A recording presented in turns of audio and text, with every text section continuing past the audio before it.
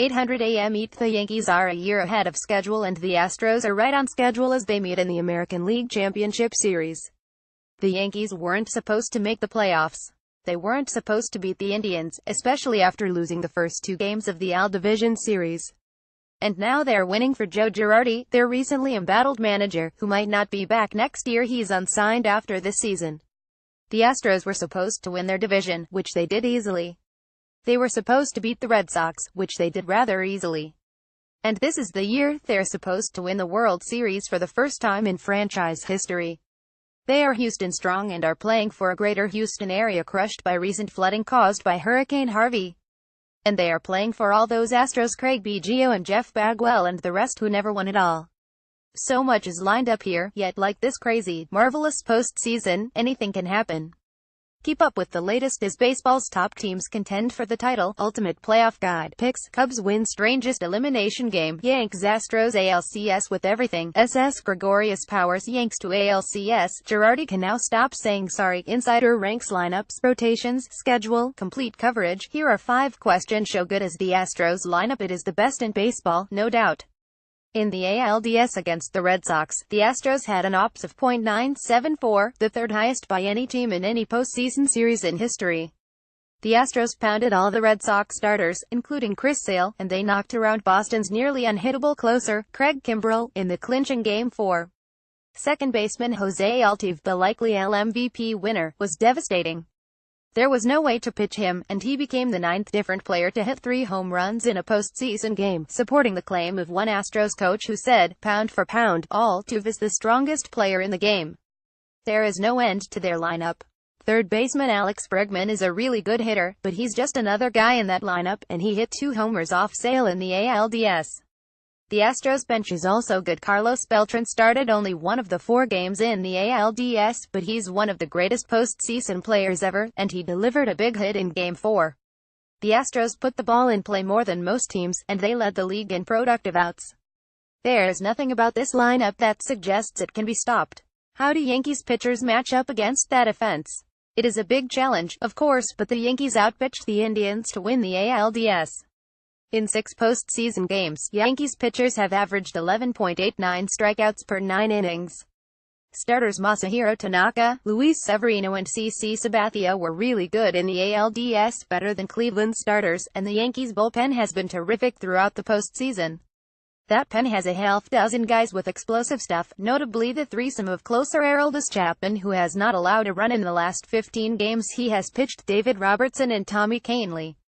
Those 3 have thrown 19-23 innings in this postseason, allowing 9 hits, 1 run and 5 walks while notching 29 strikeouts.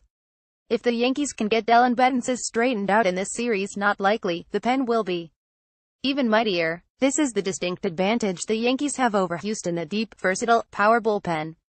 What should we make of the Astros bullpen? If there is a weak link, and it is minor on this team, it might be the group of relievers that brings the ball to closer Ken Giles. The Astros bullpen era was 4.27 this year, while the league average was 4.10, and the Indians bullpen era was 2.89. Chris Devenski and Will Harris, 33 walks and 152 strikeouts combined, were terrific in 2017, but not as good toward the end of the year, nor was Luke Gregerson. The lack of trust in middle relief led Astros manager A.J. Hinch to go to his Game 5 starter, Justin Verlander, in Game 4, a surprising move since Verlander had never pitched in relief after 402 starts regular season and postseason in the big leagues. "I don't remember ever pitching in relief in my life," he said. It worked out, but when the situation comes up again, that pen must be better for the Astros to win the ALCS. It will be interesting to see the role Lance McCullers plays in the series. Giles, who had 2 2-inning saves during the regular season, got one in Game 4 of the ALDS. There was a question of whether he was ready for the pressure of the postseason, but he has dominant stuff, and he looked relaxed in the 8th and 9th innings at Fenway. How much will Aaron Judge's ALDS struggles affect him and the Yankees in the ALCS? He went 1 for 20 with 16 strikeouts, the most strikeouts by any player in any postseason series in history. Joe DiMaggio struck out 13 times, and hit 30 homers, during the entire 1941 season. Judge had 3 4-strikeout games. No one in history has had 3 4-strikeout games in a postseason career. Judge had 3 in 5 games. But he has proved this year that he can struggle terribly and then work his way through it, which he did by winning the AL Player of the Month in September after a horrendous 44-day slump. And he has lots of help in that lineup. The Yankees can hurt you in so many ways, from 1 to 9. Didi Gregorius had been hitless in his last 13 at-bats against Indians starter Corey Kluber entering the ALDS, and then hit 2 homers off him in the deciding Game 5. Greg Bird was a non-factor most of the season, but he got healthy in September, played well down the stretch, and then hit a home run to win Game 3 against Cleveland 10. That series was Bird and magic. What is the status of the Astros rotation? It is still in good shape, even with Verlander not starting until Game 2 because of his relief appearance in Game 4 of the ALDS. Dallas Keuchel will start Game 1. He was very good his final 3 starts of the regular season, and gave up only 3 hits and 1 run in 523 innings to win Game 2 of the ALDS.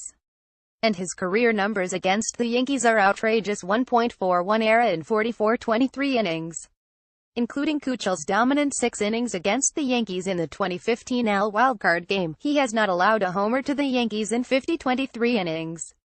Brad Peacock 132 this year labored in Game 3, but he was 80 on the road this year, and the Astros averaged 7.5 runs per start for him. Charlie Morton did a nice job in Game 4. Of all pitchers who made 20 starts this year, Morton is the only one who pitched 5+ innings in every start. He didn't in Game 4 as he was taken out after 13 innings and replaced by Verlander, but you can a lot worse than Morton as you know. 4. Prediction: Astros in 7.